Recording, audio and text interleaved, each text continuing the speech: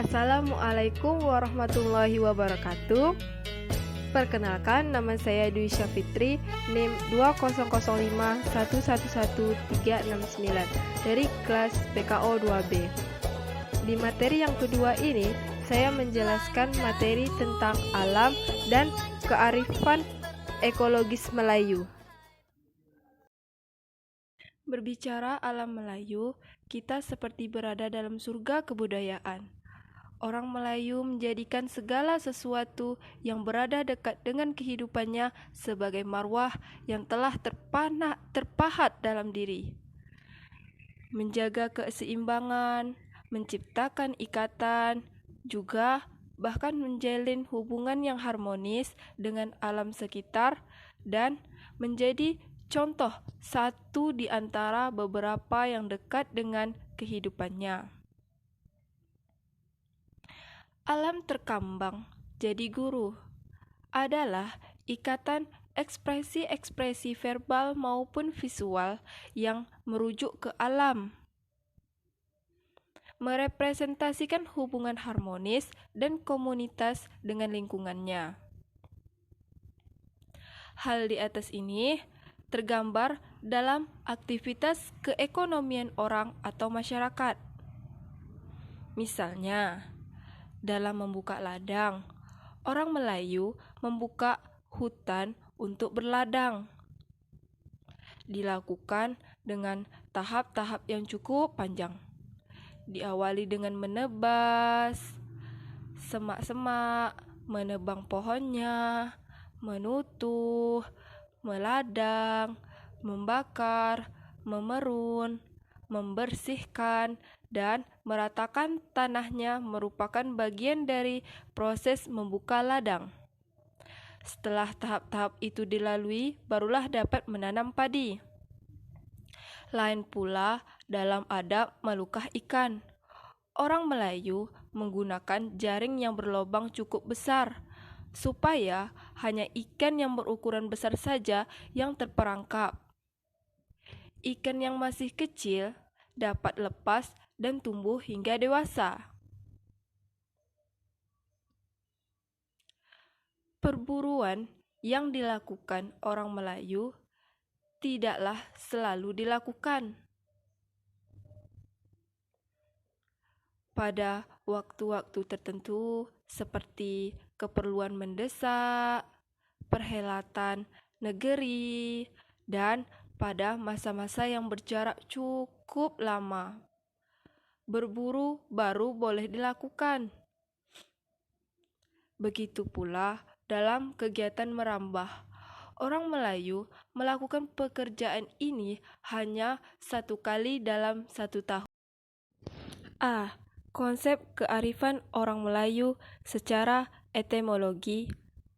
Kearifan bermakna bijaksana, cerdik, dan pandai dalam melakukan sesuatu tindakan atau perbuatan serta didasari oleh keilmuan. Kearifan orang Melayu terbentuk kecerdasan dan empirik melalui dialogis dengan alam dan gagasan-gagasan yang berkembang kemudian. Islam sebagai rujukan dituangkan dalam adat orang Melayu. Maka orang Melayu mengatur segala kearifan berkenaan hal itu.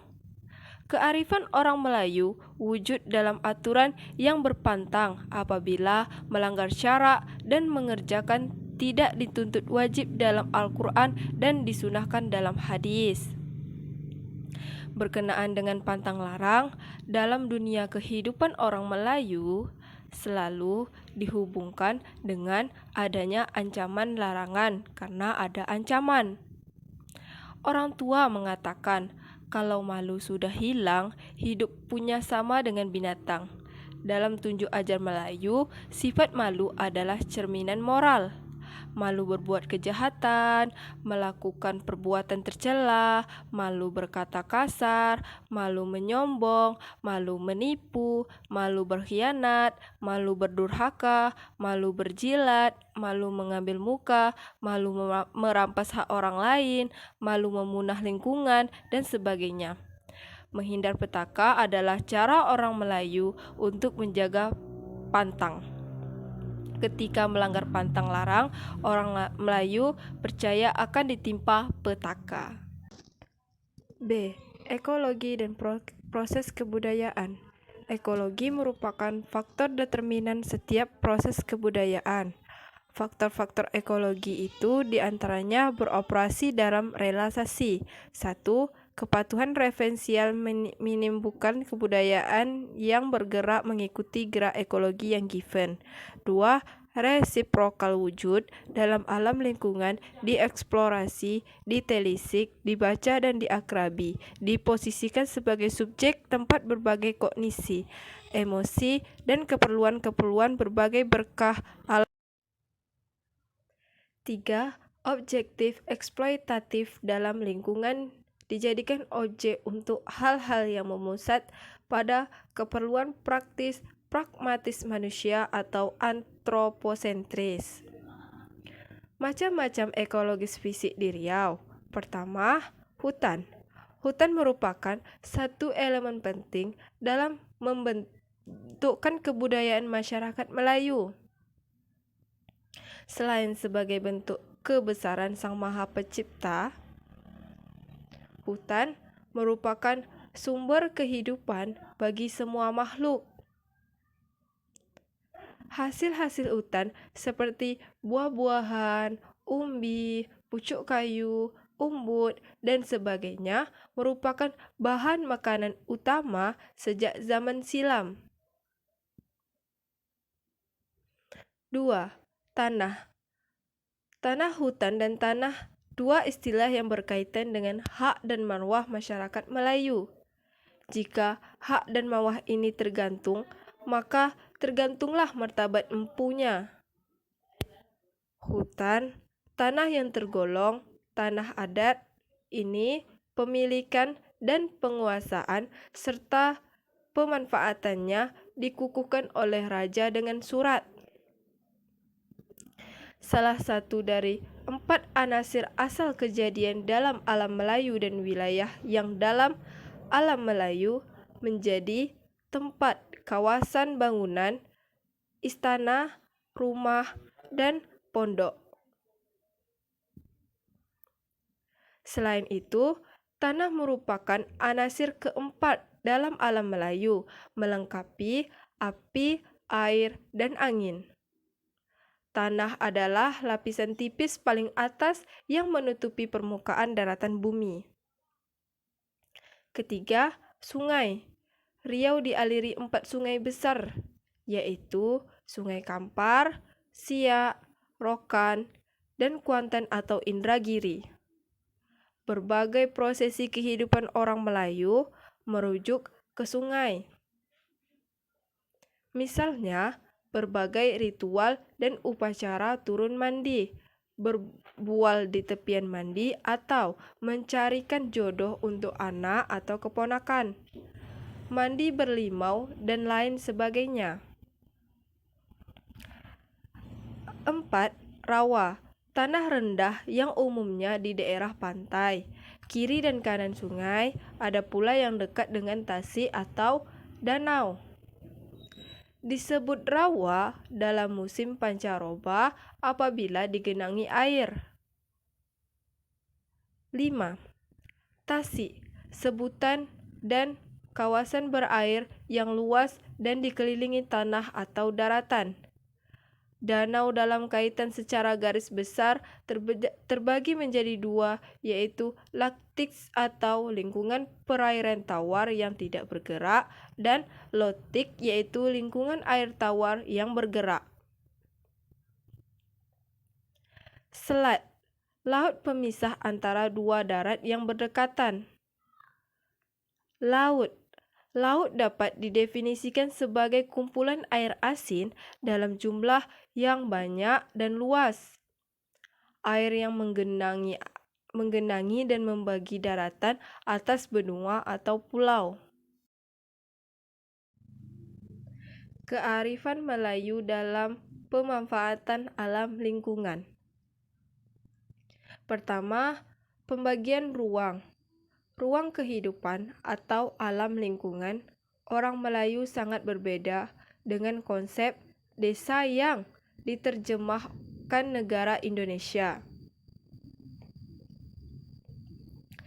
Berdasarkan filosofi wilayah adat, pada umumnya ruang terbagi 5 langkah fungsi, yaitu yang pertama, 1.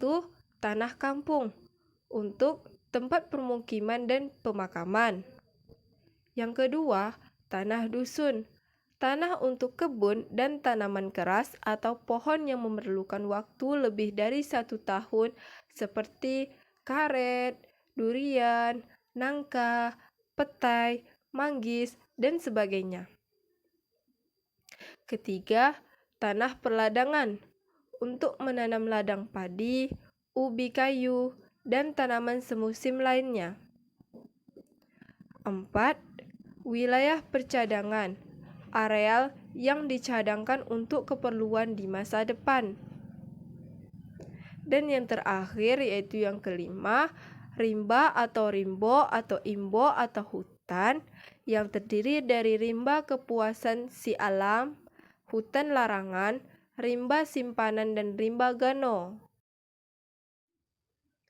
Teknik berladang. 1. Membuka hutan. Dalam kehidupan orang Melayu, membuka hutan perladangan tidaklah merusak hutan seperti yang disangkakan pada perilaku ladang berpindah-pindah. Membuka hutan diawali dengan menentukan tampak perladangan. Dalam membuka hutan, orang Melayu tidak dibenarkan atau berpantang mengolah hutan gambut dan hutan yang dekat dengan tepian sungai.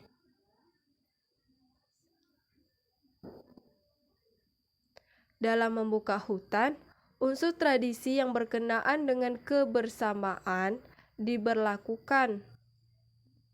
Membuka hutan dilakukan secara gotong royong, piring, atau nilai saling membantu, dan memberi terwujud pula dalam upacara membuka hutan. 2. Menebas. Menebas semak-semak. Menebas semak-semak dan kayu-kayuan yang berukuran kecil dilakukan sebelum menebang. Hal ini dimaksud agar semak dan kayu-kayu kecil mati dan mengering.